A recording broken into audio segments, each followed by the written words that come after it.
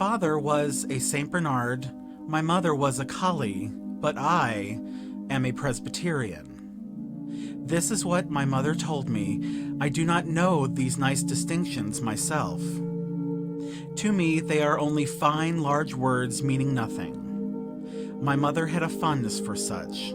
She liked to say them and see other dogs look surprised and envious, as wondering how she got so much education. But indeed, it was not real education, it was only show.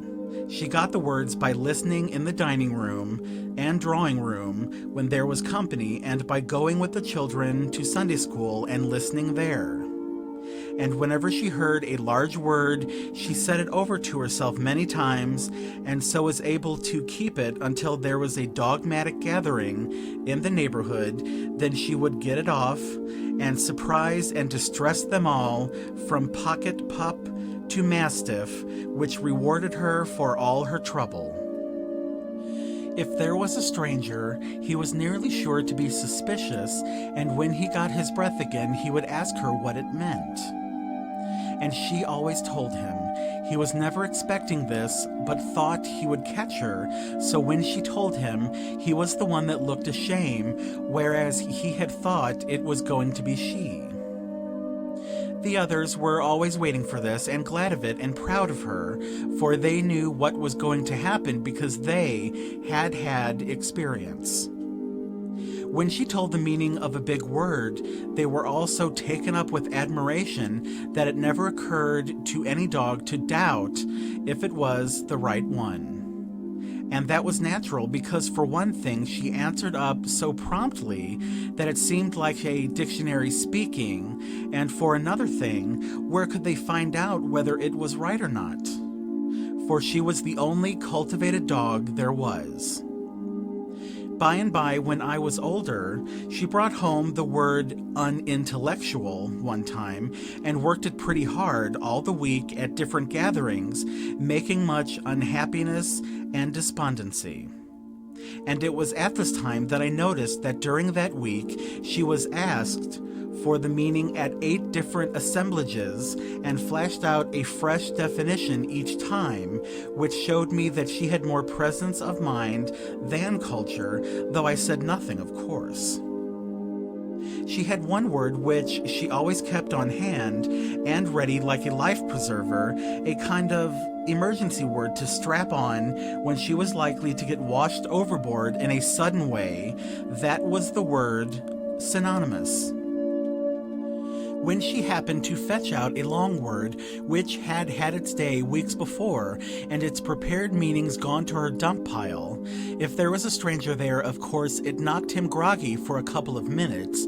Then he would come to, and by that time she would be away downwind on another tack, and not expecting anything. So when he'd hail and ask her to cash in, I, the only dog on the inside of her game, could see her canvas flicker a moment, but only just a moment. Then it would belly out taut and full, and she would say, as calm as a summer's day, "It's synonymous with supererogation," or some godless long reptile of a word like that, and go placidly about and skim away on the next tack, perfectly comfortable, you know, and leave that stranger looking profane and embarrassed, and the initiated slating the floor with their tails in unison, and their faces transfigured with a holy joy. And it was the same with phrases. She would drag home a whole phrase, if it had a grand sound, and play it 6 nights and 2 matinees, and explain it a new way every time, which she had to, for all she cared for was the phrase. She wasn't interested in what it meant, and knew those dogs hadn't wit enough to catch her anyway. Yes, she was a daisy. She got so she wasn't afraid of anything. She had such confidence in the ignorance of those creatures. She even brought anecdotes that she had heard the family and the dinner guests laugh and shout over. And as a rule, she got the nub of one chestnut hitched onto another chestnut, where of course it didn't fit and hadn't any point.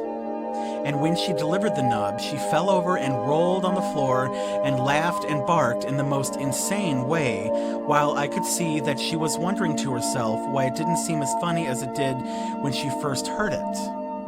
But no harm was done. The others rolled and barked too, privately ashamed of themselves for not seeing the point, and never suspecting that the fault was not with them, and there wasn't any to see. You can see by these things that she was of a rather vain and frivolous character. Still, she had virtues, and enough to make up, I think. She had a kind heart and gentle ways, and never harbored resentments for injuries done her, but put them easily out of her mind and forgot them.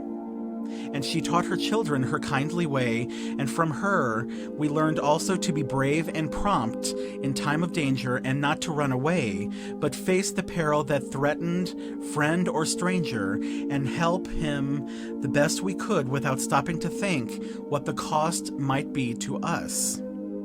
And she taught us not by words only, but by example, and that is the best way, and the surest, and the most lasting. Why, the brave things she did, the splendid things. She was just a soldier, and so modest about it. Well, you couldn't help admiring her, and you couldn't help imitating her. Not even a King Charles spaniel could remain entirely despicable in her society. So, as you see, there was more to her than her education. End of chapter 1. This recording by Aaron Elliott, St. Louis, Missouri.